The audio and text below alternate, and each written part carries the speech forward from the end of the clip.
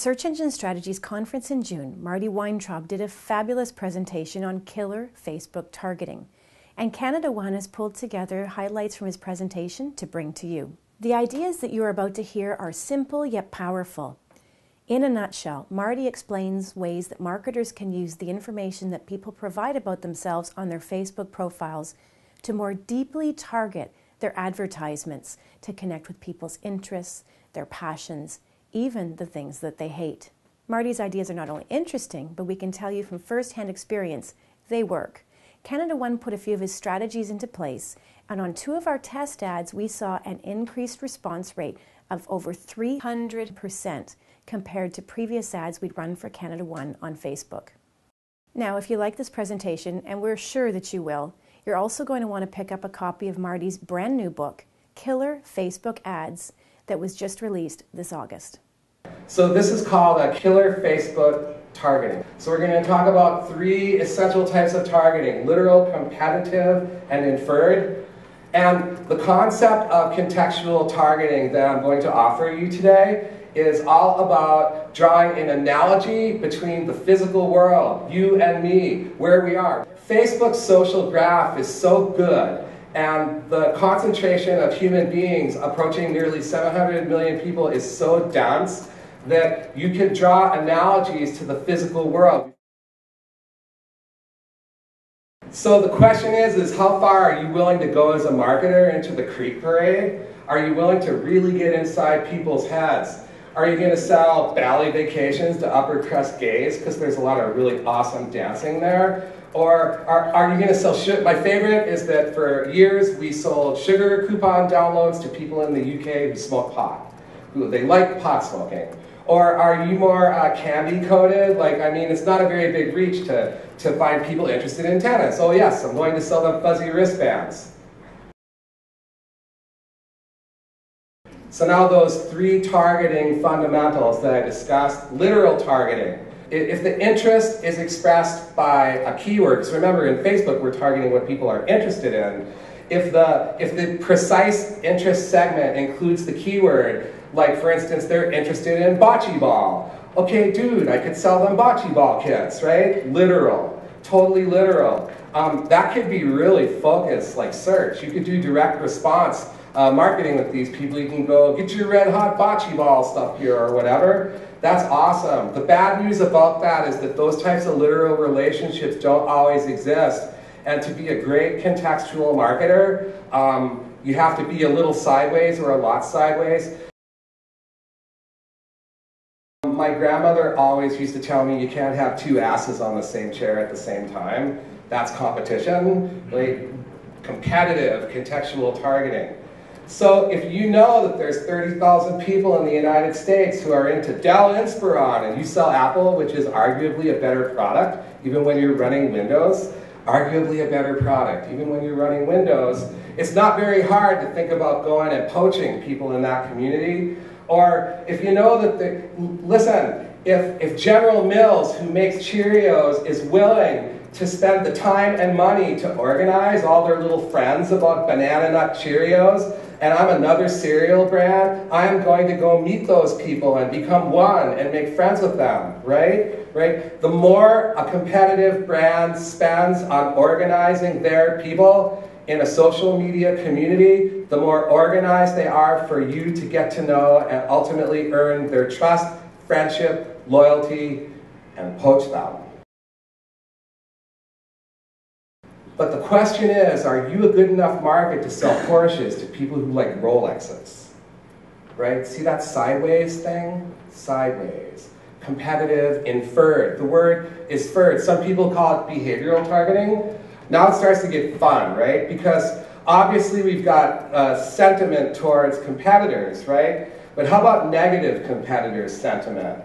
Okay, that's a very powerful thing, because these are unsatisfied customers that you can prove consume a specific brand. So, I mean, they're using your competitors' products, but you know that they're not happy. I mean, you don't have to fall off the back of a turnip truck, I mean, to understand what the deal is here. Of course they're susceptible to alternatives in some cases. Just go into the Facebook UI and type in any of these words like horrible or whatever. So it gets really colorful when you start looking at interests. By the way, in the demographic targeting, don't get confused by saying it's likes and interest or likes or interest. It's different in different places that Facebook says it. Like all through the UI, they say it different. They make changes to the user interface and the terminology they use week to week without making it even across the UI. So when we say likes, it doesn't mean they've liked a page, it means they're interested in it. But interested in it might mean that they liked a page. Get it? It's complicated. If you're boycott Walmart, but people need to buy things and there's people of such a socioeconomic status that they need to use that type of store, are you going to market to these people for Kmart or other retail brands? And there's lots of different ways to handle this. In Facebook ads, you could go the Rice Krispies alternative. That works great. You know they hate Rice Krispies. The Rice Krispies alternative. You could get really aggressive. If you hate their brand, you love our brand. That'll get you sued or not. I've seen this, 10% discount if you think blah, blah, blah isn't good. Whatever. Just, you have to be really careful with negative sentiment. For one thing, it's the Wild West. There's no case law, at least in the United States, about marketing to sentiment, either positive or negative. And I think it's safe to say that there's going to be radical litigation about it. Also, remember when Google quit enforcing trademarks and said, we're not going to be the ones that say no? They said, we would like to host the party and get paid for it, but we're not going to be the referee. We'll host the fight. Tell you what, you guys slug it out in your own jurisdiction. Facebook is like that too. The rule is, if you wouldn't stand outside their store and yell it to the crowd, then it might not be a good idea to do in Facebook. We tell our clients what the risks are. We're not opposed to doing it, but this is a decision that you need to make for your own brand. You don't necessarily want to be the case study where somebody sues you, because Facebook is not the law. The law is the law. Facebook is a social media platform, and if they allow it, that doesn't mean it's legal wherever you are. And think about the rules of the jurisdiction wherever you're marketing from and wherever you're marketing to.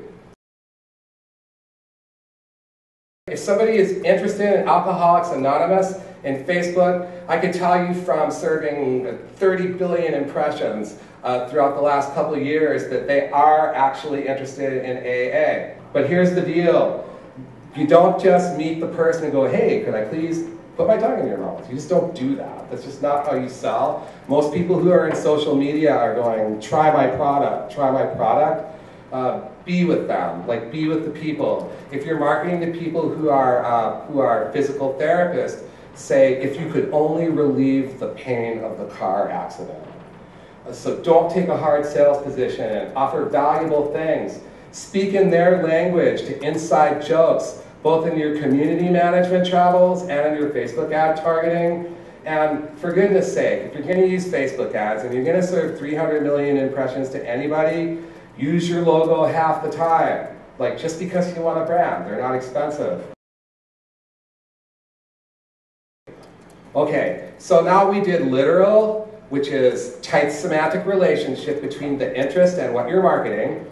And we did competitive, which speaks to positive and negative sentiment. And we've already drawn the analogy. Why are we doing this? We're doing this because you could use Facebook ads, create an ad user interface, to figure out your social media campaigns the very same way you could use AdWords keyword tool to figure out your SEO. So inferred targeting, I've called this different things at different times, including aggressive targeting and predatory targeting, and it's all of those things.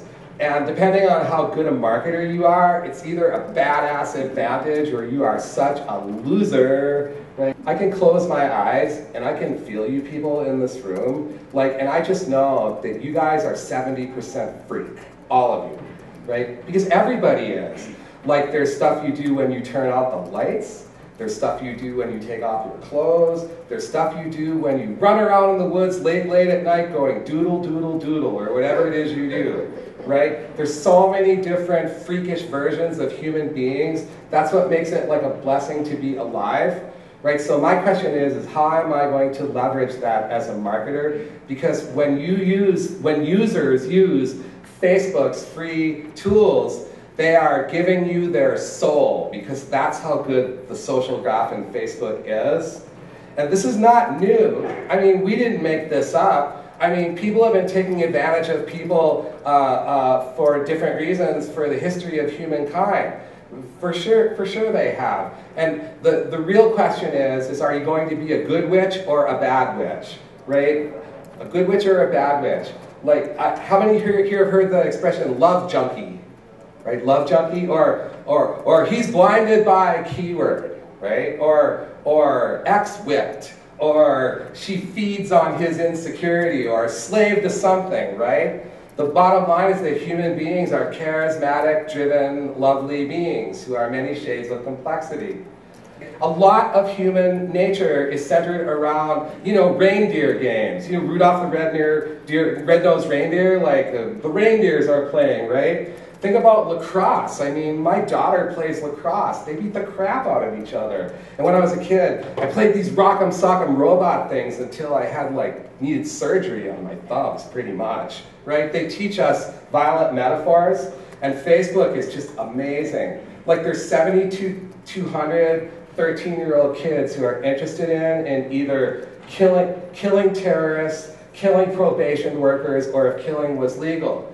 Do you think I could sell them Mortal Kombat downloads? Medical targeting is all over the place.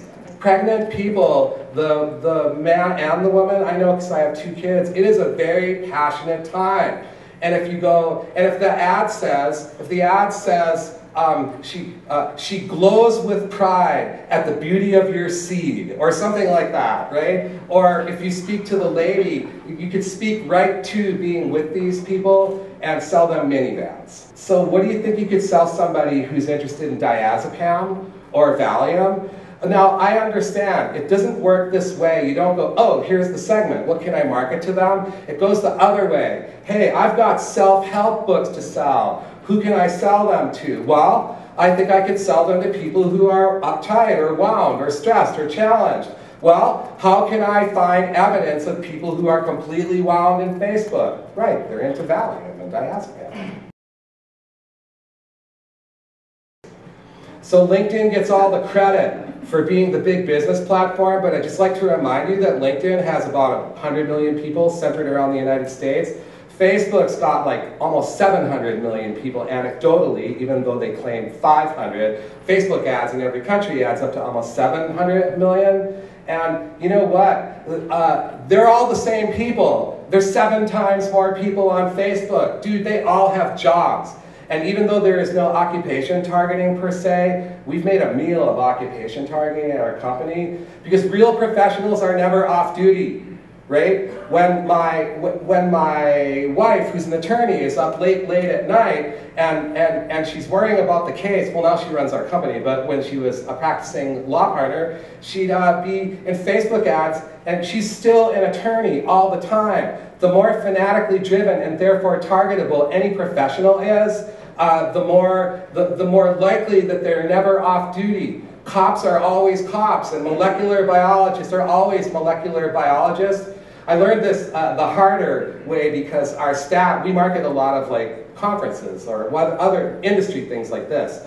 Tools, Acquisio has been one of our clients over the years. Anyhow, and we were marketing one of our clients in Facebook, and it was 3 in the morning, and I couldn't sleep, and I was up, and I was on Facebook chatting with my sister, and I saw this ad. I went, wow, just pushed my button. Dude, it was our own ad. Because I am always a marketer. I'm probably ruining this by speaking about it a lot, but there's so little occupation targeting in Facebook that for early adopters you can make a meal of it, because being professional is a huge part of our makeup. It's one of the 3 biggest parts of my makeup, and at different times it's arguably the most important one. So this is what you don't do when you're occupation targeting. See, these are people who are interested in real estate agencies. No, because they could be fans. I don't know that these people are realtors. I know that they're interested. However, if they're interested in building real estate careers, maybe, but if they're interested in Haley Realtor, that could be fans. And the only way to know is to go check out the Facebook presence and see if the targeting reach matches. Okay, but this is what you do. See, this is the work bucket. It's where they work. They say they work at Realty USA. And in reality, realtors have very little support staff. Maybe 1 or 2 administrative people. They run their own little businesses. They're like hair technicians or nail technicians or whatever. So these people, you could find 98,000 realtors in America. So if you're the person who makes the magnetic signs for the car, or sells snow plowing, or restaurant coupons that they could buy at half price to give to their customers, or computers, or easy upload video cameras, we have sold all these things to realtors. But occupation targeting in both B2B and B2C is extremely powerful. So there's 2 ways to do it. You could go to in the Facebook Creative Ads UI, you could go to the education and work bucket, and you could go, where do they work? Well, they work at IBM or Siemens or 3M, right? This shows workplaces. This shows workplaces, not what their job is, but where they work, right? But if you go up into the likes and interests, which is now called precise interest, they changed it like in the last 10 days to precise interest. Go into Facebook ads, create an ad UI now or when you get home, and go to the precise interest bucket and type in the word manager space any letter. So if somebody is interested in manager business development, I mean, do you think these people are liking the manager business development fan page? I don't really think so. I think that's what their job is. And heading all the way back to that explanation I showed you, Facebook just says that's one of the variables that comprises precise interest, right? Or, yeah, right here. Or job titles that user may put in their Facebook profile, right? So get creative and type in assistant A. Do you think if somebody's interested in assistant account manager, it's because they belong and participate in the assistant account manager fan page? No, no, no. Or sales rep re. Experiment with different amounts of how many letters, because the more or less letters you type, the more it filters it in different ways. But you could literally run tests where you compare this to LinkedIn, or supervisor space A, right? Administrative supervisor. Now, if you go to that bottom area I showed you first, where you show what company they work for, and you put a big enough company in, like Siemens globally, or 3M globally, or IBM, or very large companies, you could go find all the molecular biologists who work for Siemens, or whatever. Not that exact example. One word of caution, small companies don't work, the sampling's not big enough, even with 700 million people. Also, remember that it's not just targeting occupations. If somebody is interested in the restaurant association, you have a fair idea where they're coming from. Facebook is so vertically granular in the wine space that you can find 25,000 people who are into varietals, like Cab Franc or Cabernet Sauvignon. Most normal people don't even know what Cab Franc is, and yet you have a concentration of people. Motorcycles are an awesome category for selling concert tickets or leather. I love ladies who are into power tools. That's a do-it-yourself marketer's like fantasy. There's so many product verticals, people who are interested in fabric and sewing, or gay travel, or probably tens of thousands of more. And you can sell vacation adventures to people who are into Sir Richard Branson, because Richard Branson is a well-known adventurer. So anybody who's into dude has those sorts of proclivities. It goes from wild to mild. I mean, you can find little old men who are interested in baking from scratch, or fantastic teenage girls who are into stargazing, and middle-aged whatever who are interested in making soap, or camping, or bocce ball, or pool, or horseshoes, or canning. This is the coolest time ever to be a marketer, I think, in the whole history of the planet. Politics, oh my. People who are radical enough politically to show up as an extreme in the social graph of Facebook are good to sell things, from philanthropic things like save the babies or the whales or the rainforest. Find cause type stuff in Facebook, like people who are pro-life or pro-choice or euthanasia. So anybody that's intense enough to trigger the social graph for like a specific religion is probably susceptible to the icon imagery from the religion. They're susceptible to value and commitment pitches because these are beautiful, committed people, right? We've tested ads where we watermarked Christ over it where you wouldn't even notice it, and it bumps the click-through rate on ads when marketing to fanatical Christians. But you have to be careful because we know of a case where a company got caught doing that, and it was not pretty. Or canning, whatever. And sports is crazy. Like, look at these numbers. 161,800 people who are into field hockey, right? Tide detergent to get those grass stains out. You could get downright creepy about how you refer to interest in these sports, and by the way, it works. Serve these people a big-ass picture of a bocce ball. My favorite one I've seen in sports is poaching Michael Jordan fans for your sneakers. So the more that somebody has invested in making like a sports star, an icon, to where people associate not just the product, but the product category with that icon, the more rich that segment is for you to poach fans. Okay, so family roles. Facebook just recently rolled out something called broad targeting, where they just give up family roles.